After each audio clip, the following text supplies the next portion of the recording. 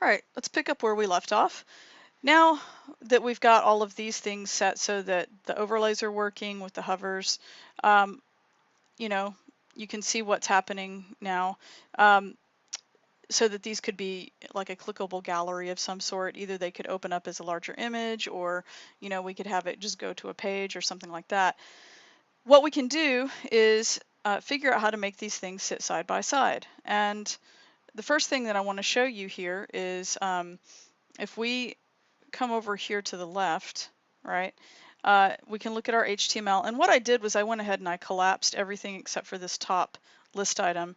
And I guess what I want to point out is that we have our gallery set up in a list, and every single one of these images with the text and everything, it's all contained discretely in each list item. All right, so the list item is the parent of that image and the paragraph text and the anchor link, right? So each list item is kind of like the thing that houses each of these clickable pictures.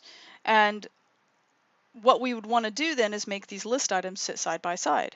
And the easiest way to do that, if you think back to the lessons that you should have already done, is that you use the float property, right? And so for the list items, we would just need to find in here where it says gallery li, okay? And you'll notice that what we've still got is that we've got the list style none, position relative. What we need to add is we need to tell it to float. So we'd say float. In this case, let's say left. And you'll notice that nothing happens, right? And if you're wondering, well, why are they not floating left? Well, they are technically. But the reason it doesn't look any different, and it doesn't look like they're sitting side by side, is because the list item is taking up 100% of its block, right? And so that means that there's no more room for something else to float on the same block side by side. And the reason that it's 100% is because if you think about it, we never told the list item how wide to be. And so that means as a block level element, it natively is going to take up 100% of its parent's dimension. Well, its parent dimension is going to be determined by this UL. The UL, we haven't told it how big to be. And so it's going to be as big as the browser window, right? Because ultimately its parent is the body. Okay, so that means that we would have to tell this list item exactly how big to be. And the other thing too is if you look at the gallery IMG, you might go, well, wait, that's because the image is 100%. Well, the image is 100%, but it's 100% of its parent, which is the LI. So it's going to be 100% of whatever the list item is set to be. So if we set the list item to be 25%, well, the image is going to be 100% of 25%. Okay, so it's sort of like if you think about water and you put water in a bucket, the water is going to it's gonna fill the bucket to however whatever size the bucket is in terms of its width. It's going to match the width of its container. All right, so let's go ahead here and let's just say on gallery li, let's say after float, let's set the width to something like we have 10 list items. If we count up here, you'll see, I think 1, 2, 3, 4, 5, 6, 7, 8, 9, 10. We have 10. So if we want them to go in evenly, let's say that the width is going to be 20%, because that'll give 20 times 5 is 100. So that would be 100% for the whole block. So that means 5 will fit on each line. That means it'll be 2 lines of 5 pictures. So let's say 20% for the width. All right, and then boom, they all scale for me, right? And so I can scoot these over. I can expand this out, and you see that the heading level is just down here below. All right, so and it's scaling for me. One thing that kind of bugs me right now that we're not explicitly working with the text anymore, I think I want to go ahead and turn off that opacity on the normal state. So if I go find overlay right here, you'll see that the opacity is set to 0.6. Let's set it to 0 so that we don't have to look at that right now, and we can just get it on hover. All right, okay, so I'm going to come back up here. All right, and that's all well and good. So our float is working really well. That seems easy enough, right? Well, let's see what happens if we say, well, let's try doing them at 25%. Maybe we want them to be a little bit bigger. That means that at 25%, they're going to be 4 per line. That means there'll be 3 lines, and the third line will have a couple of them left over, or a few of them, or whatever. All right, so if we do that, yeah, it has a couple. All right, well, look what happens to this heading level 2. It says this is a heading level 2. Well, if you think about it, heading level 2s are block level, so why is it sitting on the same line as something else, you might be wondering. That's uh, because floated items will basically sort of confuse the browser about the height of its parent. So the parent element in this case is this UL ID gallery, right? And so the browser, whenever it sees that floated items are happening, it doesn't necessarily see the height dimension unless it's explicitly told to do something, because it does something weird with what's called the overflow and the clear. And so this parent element, if we wanted to make sure that, probably in some ways the simplest way to make this problem go away, where it says this is a heading level, one of the easiest ways, it doesn't always work, but sometimes it usually does, is that we can put a property on its parent, which is this UL. Let's go over here on line like 14 and we'll hit return, and we'll add a property called overflow like that, and we'll say that the overflow is hidden. Okay, and then notice what happened. It popped the heading level down to the next block. And the reason that it did that is because now it sees that it has floated items. The browser goes ahead and it figures out the rendered height, and then it will stop collapsing its parent. And if you want to be able to see this a little bit better, here I'm going to comment this out for a moment.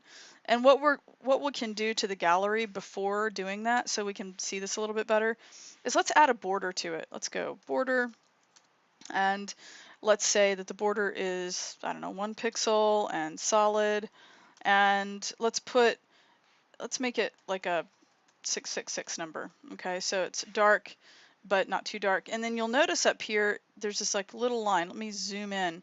See how there's this weird line? You can't really see it very well. So maybe what I'll also do is I'll add padding to this unordered list parent.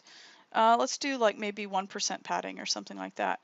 And then you can see what's happening a little bit better. Let me zoom in now. So what's happening is that I put padding around the inside of this unordered list, right? And so it's sort of behaving awkwardly because these floats are clearly not fitting within it, right? And that's because, like I said before, it doesn't understand how tall the parent actually is because of its floated objects inside. So I'm going to uncomment this, and then you'll see what happens.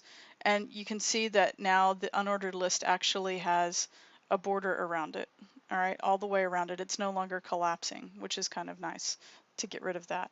All right, and so that's one of the things that you can do. There's another thing that you can do too, that's a little bit more complicated, and it's called doing something called a clear fix. And if you want to look that up, here, let's take a quick peek. All right, let's look at CSS tricks. There's a really good article. It's an old article, but it's still completely relevant. Even though it's from 2009, it's still essentially the way floats work. And it's called All About Floats. And the guy who manages and runs this website, Chris Coyer, who is pretty amazing, he wrote the article. Anyway, if you want to really learn a little bit more about floats, read this article. He also talks about how to clear floats, and we haven't talked about that just yet, but there's some different ways of clearing floats, and here's where he starts talking about it. Let's look at doing this. So let's just say for a moment, that I did not have this overflow hidden. I'm going to comment this out again, okay? And we've got this problem. Now, the thing that you can do, another thing that you can do is you could say, all right, well, this is a heading level 2. You could go down and create a new rule somewhere here for an H2, and you could say clear, all right? And then you could say clear right, clear left, or you can say clear both, and that'll clear left and right floats. So let's say clear both, and then you notice that it did clear it, all right? But one of the things that you'll see is that it still is collapsing. The parent is still collapsing up here, right? That UL is still creating a problem. So this doesn't entirely solve the problem that you're looking for, all right? there's another thing that he discusses. It's called a clear fix. Here, and let's just look on this page. I'll do a quick find and we'll say clear fix. All right. Okay. And then there's this other clearing method where basically you can apply a class to something, and you're using a pseudo where it's saying basically after this class you're going to generate fake content, and then you're going to make the visibility of it hidden, you're going to make it display block, set the height to 0, and you're going to clear both.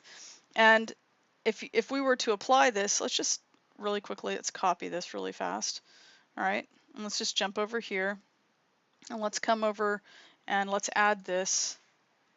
All right, and we have to actually apply clearfix to something. So if I apply this clearfix class up here, let's just go up here, and I'm going to apply it to where I've got gallery. It says ID equals gallery. I want this to be a class equals, and then I'm going to get rid of the dot here and clear fix, and then you'll see that it automatically fixed it. It basically behaved in the same way as saying overflow hidden. All right, and you might look at that and go, why on earth would I ever want to do that instead of just saying overflow hidden? There are some reasons that you might want to do it, especially like whenever the content that is being generated is dynamic or something. But I just wanted to show you that if you ever hear someone talking about a clear fix, that's what it is. All right, so just to be really succinct and simple though, I'm going to go ahead and I'm going to get rid of this class of clearfix, and I can leave this here, and if you want, I can also just comment this out, and you could put a comment around it that explains what it does. But what I'm going to do instead is just to be really, I think, do it in a way that's going to be more easily understandable to you, is go to the actual parent. I'm going to uncomment this overflow hidden, and you'll see that when I do it, it'll fix it over here on the right. Okay, and then it fixes it. And basically, the other thing too that this does, and as opposed to just putting, let me show you, like a clear on this H2, is whenever I just had the clear on the H2, it didn't actually show me the border. It didn't actually fix the height of the parent. It didn't create the margins that that the UL is supposed to have. Right, so that didn't really solve the problem. So I don't like doing that unless it's something that I need to do for some reason. All right, and what I can do here is I'll put a little comment, and I'll just say this is an alternative to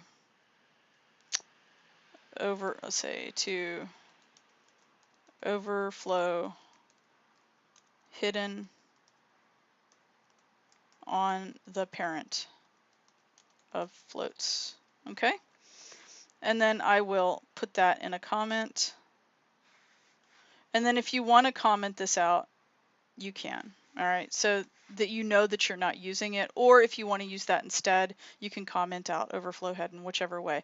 Anyway, I just wanted to show you it's really important whenever you create floated items that you either set the parent element to overflow hidden, or that you apply a clear fix to the parent element. Otherwise, you're going to have problems with the way that the floats work. And if you wanted to kind of just play around with this, like this gallery LI, and see what other widths would look like, let's go to, like, let's say you want 3 per line. You could say 33 point, and then I want you to notice something. Actually, if we just say 33%, look how the right side actually has a little bit more space than the left side. That's because you need to use decimals. So don't be shy about using all the decimals that you would need. And this is one of those ones where it just goes in forever, right? And so you need to put a number of decimals. I'd put quite a few to make sure that it's actually doing the way it's supposed to, and then you see that this is how it would end up looking. Okay, and you can play around with that. And one of the things that I'll show you in the next demonstration is how you can set some different classes up so that you could just easily apply the class to the gallery. Maybe you've got different galleries on different pages and you want them to be different widths, or you want them to have, you want the floats to look different or whatever. You can just apply a class, and then that will automatically affect the width of all of those floated list items.